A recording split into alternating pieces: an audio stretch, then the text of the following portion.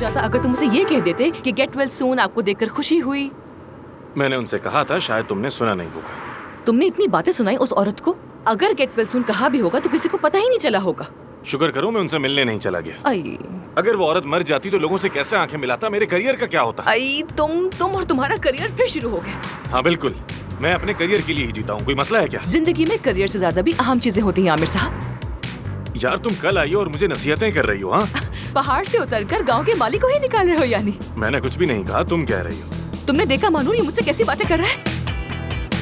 तुम क्यों हंस रही हो? हाँ, जैसे अम्मा अब्बा की लड़ाई हो रही हो, बिल्कुल वैसे लग रहा है। मैं तुम लोगों का तमाशा एंजॉय कर रही हूँ। मुझे बस यही उतार दो। रुक जाओ। अरे प्लीज कैरी ऑन ना, करो करो, चलो मुझे बस यही उतार दो। मैं भी बस आगे ही उतर जाऊंगी। रुको रुको रुको, हाँ पट्टी करवाना मत भूलना।